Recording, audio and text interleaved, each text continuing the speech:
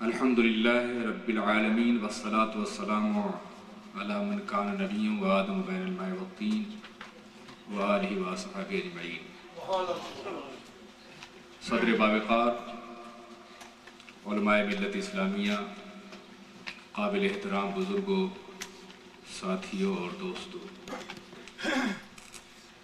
ہمیں بڑی خوشی ہے کہ اس وقت ہم اور آپ امت اسلامیہ کے لیے ایک بہت ہی سلگتے ہوئے عنوان اور موضوع پر گفتگو کرنے کے لیے اور تجاویز پاس کرنے کے لیے حاضر ہوئے ہیں۔ پوری دنیا میں اس وقت قادیانیت جس قدر متحرک ہے اور فعال ہے، اور اس کے جو منفی اثرات مرتب ہو رہے ہیں، اس کا دفاع کرنا ہر مسلمان کا فرض ہے۔ دنیا کی باطل قوتیں جو اسلام دشمن ہیں،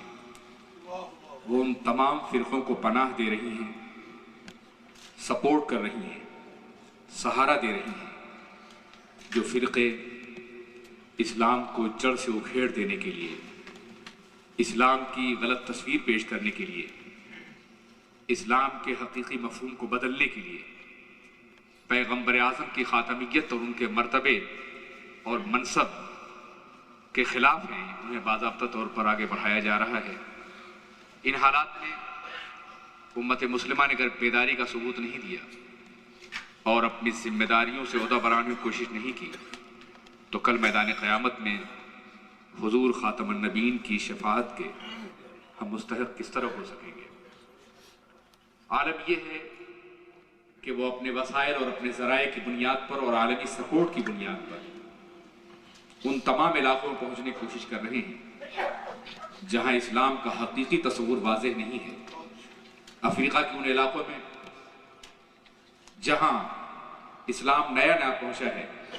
لوگ نئے مسلمان ہو رہے ہیں، ان کے سامنے اپنے کو مسلمان قرار دے کر کے انہیں گمراہ کرنے کی کوشش کر رہے ہیں۔ ان مسلمان ملکوں میں جہاں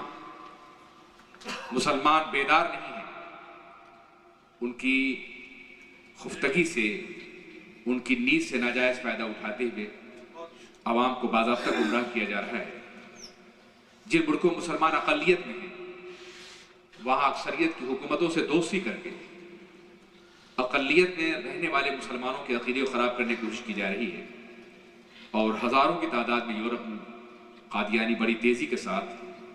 پولیٹیکل اسائلم کے نام پر داخل ہو رہے ہیں۔ گزشتہ بار بھی اور اس سے پہلے ہی کانفرنسوں میں یہ بار بار مطالبہ کیا گیا تھا مملکت پاکستان سے کہ جو لوگ پولیٹیکل اسائلم کے نام پر یہاں آ رہے ہیں، اگر وہ قادیانی ہیں تو دنیا کو مطلع کیا جائے کہ قادیانیوں کو سیاسی بنیاد پر انہیں کوئی تکلیف وہاں نہیں ہے، البتہ انہیں مسلمان کہنے کا حق اس لیے نہیں ہے کہ وہ مسلمان نہیں ہے۔ میرے عزیز ساتھیوں اور دوستوں، ہمارا یہ عالم ہے کہ ہم سال میں ایک مرتبہ جمع ہو لیتے ہیں اور اس کے بعد مکمل خاموشی رہتی ہے، جس کے نتیجے میں گویا ہم انہیں ایک مہمیز دیتے ہیں اور پھر سو جاتے ہیں۔ خاتم النبیین ایک ایسا عنوان ہے کہ جس پر امت مسلمہ ہر دور میں اپنے تمام اختلافات کو فراموش کر کے مجتمع رہی ہے۔ پاکستان کی سرزمین پر جب تک آپ نے اجتماعی طور پر اس تحریک کے خلاف قدم نہیں اٹھایا، اس وقت تک کوششیں ناکام ثابت ہوئی۔ اہل سنت والجماعت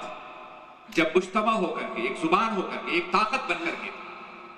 جب تحریک ختم نبوت میں شامل ہوئے تو یہ عوامی تحریک بن سکی۔ علماء اہل سنت برطانیہ میں اور برطانیہ کے باہر پوری دنیا میں جب تک متحد ہو کر کے اس تحریک کے خلاف آگے نہیں بڑھیں گے، اس وقت تک اس تحریک کو روکا نہیں جا سکتا اور اس تحریک کا مکمل دفاع ممکن نہیں ہے۔ ہمیں اپنی تمام تر انا، ذاتی خواہشات اور ڈیزائرز کو چھوڑ کر اس طرح کے سلگتے ہوئے عنوانات پر اور موضوعات پر متحد ہونا یہ بے پناہ ضروری ہے۔ اس سلسلے میں اگر ہمیں اپنے انا کی ٹوپیاں لوگوں کے قدموں میں رکھنی پڑیں تو ہمیں رکھ دینی چاہیے۔ اگر ہمیں اپنے ذاتی موقف سے جو غیر شرعی نہ ہو شرعی موقف سے نہیں ہٹ سکتے. ذاتی موقف سے جو غیر شرعی نہ ہو اسے ہٹنا پڑے تو ہمیں ہٹ جانا چاہیے. اگر ہمارے اکابر علماء کو جو سینئر علماء ہیں اپنے خردوں کے ساتھ جا کر کے خوشامد کرنی پڑے تو ہمیں کرنی چاہیے, لیکن ہمیں متحد اور منظم ہو کر کے کام کرنا بے پناہ ضروری ہو گیا ہے. اس لیے کہ اب تک وہ تحریک 1 یا 2 ملک میں کام کر رہی تھی, لیکن اس نے اپنا انٹرنیشنل نیٹ ورک اتنا بڑھا لیا ہے کہ اس کا دفاع ہمارا 1 کانفرنس یا 2 کانفرنس منعقد کرنے سے اس کا دفاع کرنا ناممکن ہو گیا ہے. مجھے افسوس ہے گزشتہ 1 سال میں حاضر اس لیے نہیں ہو سکا کہ ٹھیک اسی وقت ختم نبوت کانفرنس کینیڈا میں تھی اور میں وہاں موجود تھا. مجھے افسوس یہ ہے کہ اتنے اعلانات کے بعد بھی علماء کا ایک بڑا طبقہ آج ہماری اس کانفرنس میں موجود نہیں ہے. ہماری دعوت کو نہ محسوس کرتے ہوئے, ہماری دعوت کا خیال نہ رکھتے ہوئے, حضور خاتم النبیین کی عظمت اور وقار کا خیال رکھتے ہوئے اور ملت کی ضرورت کا خیال رکھتے ہوئے بھی اس وقت تمام علماء کو یہاں موجود ہونا چاہیے تھا. یہ ان کی ذمہ داری تھی اور یہ ان کا فریضہ تھا. کم از کم ان عناوین پر جو ہمارے مشترکہ مسائل ہیں, جس میں کسی بھی انسان کو, کسی بھی مسلمان کو کوئی اختلاف نہیں ہے, جو ہر دور میں متفقہ رہا ہے, جس پہ اتفاق سرور کائنات محمد رسول اللہ کے صحابہ نے کیا ہے,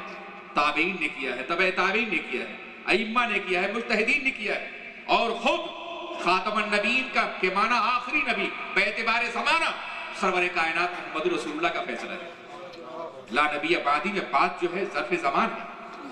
اور ظاہر ہے کہ اسے عوام کا خیال کہنا سرور کائنات محمد رسول اللہ کو عوام میں شامل کرنے کی جرات کرنا ہے. یہ گستاخی ایک طرح کی نہیں بلکہ نبی کی عظمت کے خلاف بھی ہے, نبی کے فیصلے کے خلاف بھی ہے, اور نبی کی خاتمیت کے خلاف بھی ہے. بہرکیف ہماری ایک بہت بڑی ذمہ داری ہے کہ ہم مجتمع ہو جائیں انشاءاللہ. اور علماء بھی آئیں گے, ابھی کانفرنس کا آغاز ہوا ہے, یہ شام تک چلے گی. لیکن اگر ہمارے ساتھی میں کچھ ایسے بھی ہیں جو کسی وجہ سے نہیں آ سکے ہیں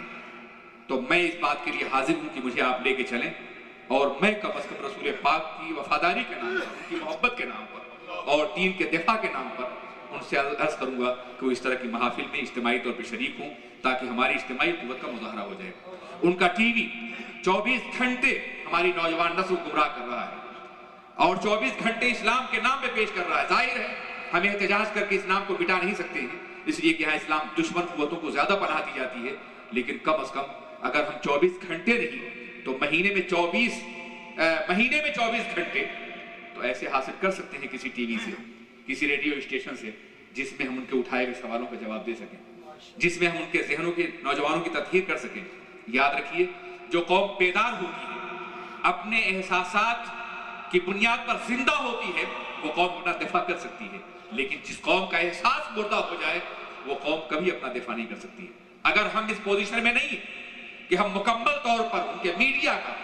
اور ان کی بیرونی سازشوں کا مقابلہ کر سکیں تو کم از کم امت مسلمہ کے احساس کو بیدار تو کر سکتے ہیں, ان کی ذمہ داریوں کا احساس دلا سکتے ہیں. میرے عزیز ساتھی اور دوستو, انبیاء کرام سرور کائنات سے پہلے ہر دور میں تشریف لاتے رہے,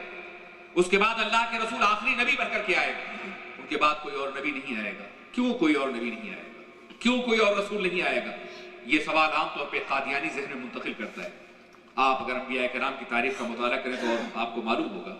کہ جتنے بھی انبیاء کرام تشریف لائے ان کی کتاب اور ان کی سیرت کے تحفظ کا ذمہ پروردگار عالم نے خود نہیں لیا.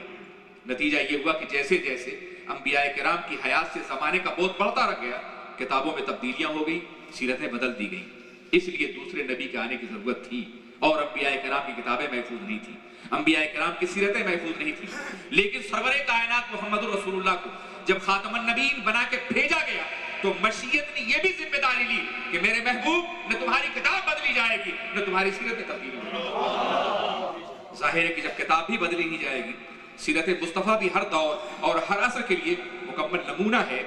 تو پھر ظاہر ہے کسی اور نبی کی ضرورت کیوں پیش آئے گی؟ ہمارا کام رسول پاک کی سیرت کے حوالے سے اور قرآن پاک کی روشنی میں کائنات کو دین کی طرف بلانا ہے. وما علینا الا البلاغ.